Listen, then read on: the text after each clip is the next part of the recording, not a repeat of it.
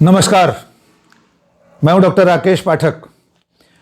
तो मध्य प्रदेश में शिवराज सिंह चौहान की सरकार अंततः अपना मंत्रिमंडल गठित करने में सफल हो गई है। आज शिवराज सिंह चौहान के मंत्रिमंडल में 28 मंत्रियों ने शपथ ले ली है। लेकिन यह मंत्रिमंडल सचमुच शिवराज सिंह का है या इस पर किसी और का प्रभाव है, यानी ज्योतिरादित्य सिंधिया का, इसकी मीमांसा हम करेंगे।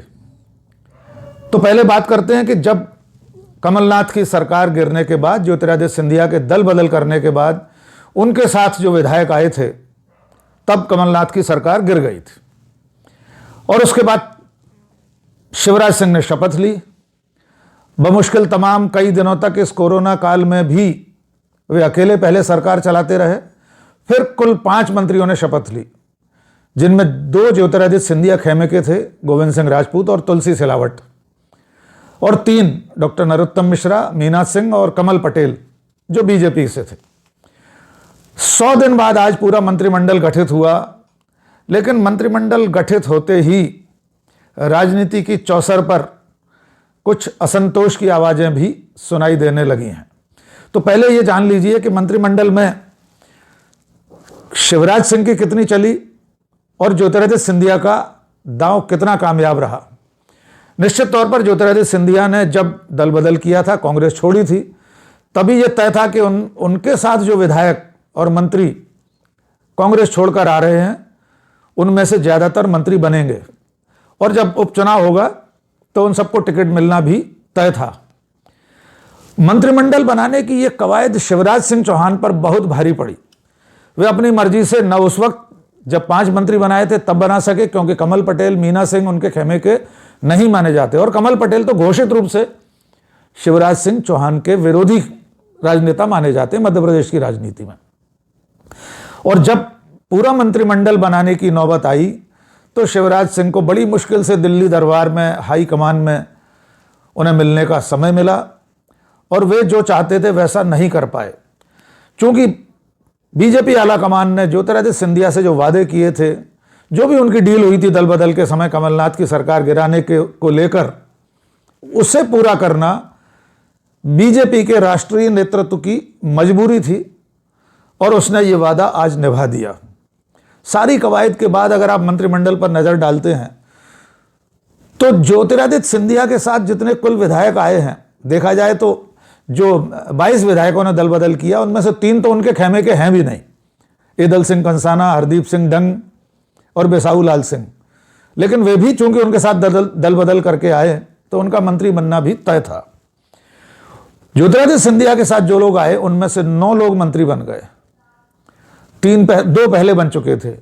यानी अगर देखा जाए तो पूरे मंत्रिमंडल में अगर प्रतिशत के आधार पर देखेंगे तो भारतीय जनता पार्टी के जो कुल विधायक हैं उनमें से जो संख्या है उससे अधिक संख्या अगर अनुपात में देखा जाए तो ज्योतिरादित्य सिंधिया के खेमे के मंत्रियों की हो गई।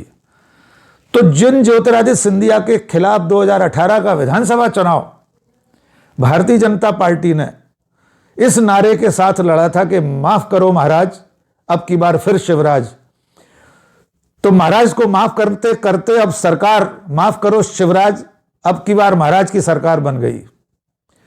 और आप देखिए कि ज्योतिरादित्य सिंधिया के खेमे को उपकृत करने के लिए इस दल बदल में जो कांग्रेस सरकार गिराने के इनाम के तौर पर जो हिस्सा ज्योतिरादित्य सिंधिया के खेमे में आया है, वो अंततः भारतीय जनता पार्टी के केक के हिस्से में से कटा है।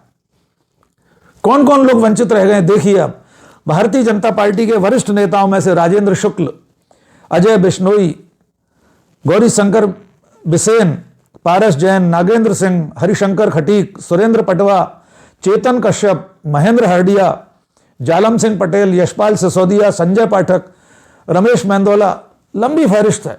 और इनमें से ज्यादातर वे नेता हैं जो 3 बार से लेकर 5 बार 7 बार तक के विधायक हैं। रमेश मेंदोला 2018 के विधानसभा चुनाव में मध्य प्रदेश में सबसे अधिक मतों से चुनाव जीतने वाले विधायक हैं। वे कैलाश विजयवर्गीय के खेमे से आते हैं। लेकिन इस सरकार में मंत्री इंदौर से कौन बना? उषा ठाकुर, जो कैलाश विजयवर्गीय के विरोधी खेमे से हैं। कैलाश विजयवर्गीय ने उन्हें इंदौर से हटाकर दूसरी बाहर की सीट पर भेज दिया था। लेकिन वे चुनाव जीत गई थी। इतने वरिष्ठतम भारतीय जनता पार्टी के नेताओं को मंत्री नहीं बनाकर ज्योतिरादित्य सिंधिया के खेमे से पहली बार के विधायक ओपीएस भदौरिया, जो मेहगांव से विधायक हैं, वे भी मंत्री बन गए। स्वाभाविक है इसकी प्रतिक्रिया भारतीय जनता पार्टी के भीतर से ठीक नहीं आनी थी। मंत्रिमंडल की शपथ के बाद जो 3 असंतोष के स्वर सुनाई दिए हैं, उसमें एक स्वर पूर्व मुख्यमंत्री उमा भारती का भी है। वे केंद्र में मंत्री रही हैं, मध्य प्रदेश की मुख्यमंत्री रही हैं। उन्होंने बाकायदा चिट्ठी लिख दी विनय सहस्त्रबुद्धे को, जो राष्ट्रीय पदाधिकारी हैं भारतीय जनता पार्टी के, और मध्य प्रदेश के भारतीय जनता पार्टी के प्रदेश अध्यक्ष बीडी शर्मा को भी चिट्ठी लिखकर उन्होंने असंतोष जाहिर कर दिया और साफ लिखा है कि उनकी सिफारिशों को नहीं माना गया। उन्होंने यह भी कहा है कि जातीय संतुलन इस मंत्रिमंडल में नहीं दिखाई दे रहा।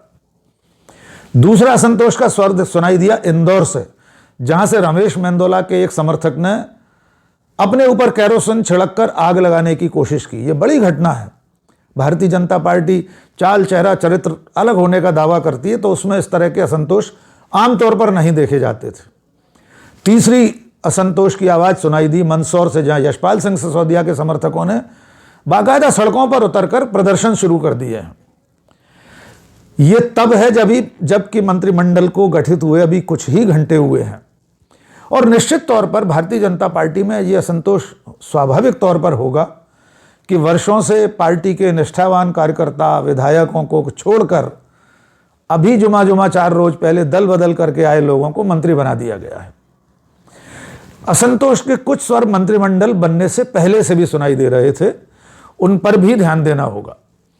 दीपक जोशी, जो मध्य प्रदेश के मुख्यमंत्री रहे कैलाश जोशी के सुपुत्र हैं, वे कह चुके हैं कि उनके पास तमाम विकल्प खुले हुए हैं, यानी इशारों में, क्योंकि ये सब वे लोग हैं जिनकी सीटों पर दल बदल करके आए हुए, कांग्रेस से बीजेपी में आए हुए लोग अब चुनाव लड़ेंगे इस उपचुनाव में। जिन लोगों से वे हारे थे, जैसे ग्वालियर में प्रद्युम्न सिंह तोमर मंत्री बने, वे जयभान सिंह पवैया को चुनाव हराकर विधायक बने और अब मंत्री बन गए। यह स्थिति जैसे जैसे उपचुनाव इन 24 सीटों का आएगा करीब, ये असंतोष के स्वर बढ़ेंगे, ऐसा प्रतीत होता है। अब क्षेत्रवार संतुलन की अगर आप बात करें तो विंध्य प्रदेश से, जहां से 2018 के विधानसभा चुनाव में भारतीय जनता पार्टी को सबसे अधिक सीटें मिली थी, अगर एक तरह से देखा जाए तो कांग्रेस की जो डामाडोल जैसी स्थिति रही, जो बहुत कम आंकड़े के साथ बहुमत मिला, उसमें सबसे बड़ा नुकसान विंध्य प्रदेश से ही हुआ था कांग्रेस को। और वहां करीब 24 में से 22 सीटों पर बीजेपी जीती थी, जहां कांग्रेस के अजय सिंह राहुल भैया जैसे बड़े नेता भी चुनाव हार गए थे। तो वो विंध्य से क्षेत्र, रीवा सतना का क्षेत्र, जहां से राजेंद्र शुक्ल जैसे दिग्गज नेता आते हैं, उन्हें भी मंत्री नहीं बनाया गया। पूरा का पूरा विंध्य क्षेत्र इस वक्त उपेक्षित रह गया। महाकौशल से सिर्फ एक मंत्री हैं। तो ये जो क्षेत्रीय असंतुलन है, और ये इसलिए हो गया है कि ज्योतिरादित्य सिंधिया के खेमे के जो मंत्री हैं वे सर्वाधिक ग्वालियर चंबल अंचल से ही हैं। दल बदल करने वालों में मालवा के लोगों को छोड़कर बाकी 16 विधायक ग्वालियर चंबल के हैं, जो सिंधिया के साथ कांग्रेस से छोड़कर गए हैं बीजेपी में। उन सबको उपकृत करना था। उनकी वजह से बीजेपी के न केवल बड़ी कामयाबी वाले क्षेत्र छूटे हैं, बल्कि वरिष्ठ नेता भी वंचित रह गए हैं। कई और छोटे छोटे स्वर सुनाई दे रहे हैं। भांडेर, जो दतिया जिले की एक सीट है, वहां घनश्याम पिरोनिया बीजेपी के एक बार विधायक रह चुके थे। 2018 के चुनाव में उनका टिकट काटा गया और वहां से जो कांग्रेस प्रत्याशी चुनाव जीती, अब वे दल बदल करके बीजेपी में आ गई हैं। घनश्याम पिरोनिया का कहना यह है कि बीजेपी पिछली बार इसलिए हारी थी कि उनका टिकट काट दिया गया था, अब वे अपने लिए टिकट की मांग कर रहे हैं। लेकिन हम सब जानते हैं कि ज्योतिरादित्य सिंधिया के बीजेपी के साथ आने में जो भी उनकी बातचीत हुई है, उसमें यह सुनिश्चित है कि जितने लोग उनके साथ कांग्रेस छोड़कर बीजेपी में आए हैं, उन सबको विधानसभा के टिकट इस उपचुनाव में निश्चित तौर पर मिलेंगे। तो ये हक उन लोगों का मारा जाएगा जो लोग इन कांग्रेसियों से ही हारे थे अभी मुश्किल से 1.5 साल पहले। तो जैसे जैसे उपचुनाव पास आएगा तो तस्वीर और साफ होगी। लेकिन फिलहाल एक बात और मजेदार कि आज ज्योतिरादित्य सिंधिया ने पूर्व मुख्यमंत्री कमलनाथ और दिग्विजय सिंह पर निशाना साधा। उन्होंने उस 15 महीने की सरकार के भ्रष्टाचार का जिक्र किया। यद्यपि उस सरकार में उनके खुद के खेमे के 6 मंत्री थे, हो सकता है वे भी भ्रष्टाचार में शामिल रहे हों, लेकिन जब तक 15 महीने सरकार रही, जब तक दल बदल नहीं किया, तब तक ज्योतिरादित्य सिंधिया को वो भ्रष्टाचार हो सकता न दिखा हो, तो ये उनका हक है। और उन्होंने एक बड़ा फिल्मी डायलॉग, जो आमतौर पर शिवराज सिंह जब सरकार में नहीं थे तो कहा करते थे कि टाइगर अभी जिंदा है, तो आज ज्योतिरादित्य सिंधिया ने भोपाल में प्रेस से बात करते हुए कहा है कि टाइगर अभी जिंदा है। मुझे लगता है कि उनके इस दावे के साथ 2 टाइगर अब भोपाल में हो गए, एक शिवराज सिंह चौहान और एक ज्योतिरादित्य सिंधिया। लेकिन ऐसा माना जाता है कि टाइगर अकेले रहना पसंद करता है। देखना ये होगा कि आने वाले दिनों में श्यामला हिल्स पर मध्य प्रदेश की राजधानी भोपाल में 2 टाइगर कैसे सह अस्तित्व के साथ रहते हैं। और इस बीच कांग्रेस खेमे से आवाज़ आ रही है कि पिक्चर अभी बाकी है मेरे दोस्त। तो देखना होगा आने वाले दिनों में। और हाँ, एक तबका और छूट गया इस पुनर्गठन में, मंत्रिमंडल के गठन में, जो निर्दलीय और सपा बसपा के विधायक थे, जो कांग्रेस की सरकार में हर दिन मंत्री बनने का दावा करते थे। एक सुरेंद्र सिंह शेरा थे, वे कहते थे मैं गृह मंत्री बनने वाला हूं। एक रामबाई हैं बसपा की विधायक, वे कहती थी मुझे तो मंत्री बनना ही है। भिंड के विधायक संजीव सिंह संजू, ये सब मंत्री बनने की कतार में थे, और इनमें से एक भी व्यक्ति आज मंत्री नहीं बना है। तो आने वाले दिनों में अब इनके लिए संभावना भी नहीं बची है। जो संवैधानिक प्रावधान है उसके हिसाब से मध्य प्रदेश की विधानसभा में जो सदस्य संख्या है उसके अनुपात में 34 लोग मंत्री बन सकते हैं, और आज के इस गठन के बाद कुल 33 मंत्री बन चुके हैं। सिर्फ एक मंत्री की एक कुर्सी खाली है, और बीजेपी में ही इतनी लंबी फहरिस्त है असंतुष्टों की, वरिष्ठ नेताओं की।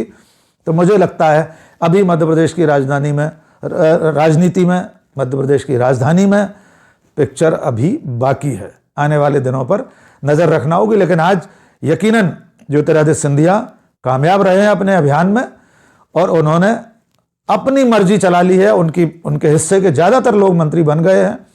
अब उनकी अगली जिम्मेदारी उपचुनाव में इन 24 सीटों पर, खास तौर से ग्वालियर चंबल में 16 सीटों में से अधिकतम सीटों पर अपने लोगों को जिताना, उनके कंधों पर इसका भार आ गया है। देखना होगा ये तस्वीर आगे क्या रुख लेती है। आज बस इतना ही। बहुत बहुत धन्यवाद।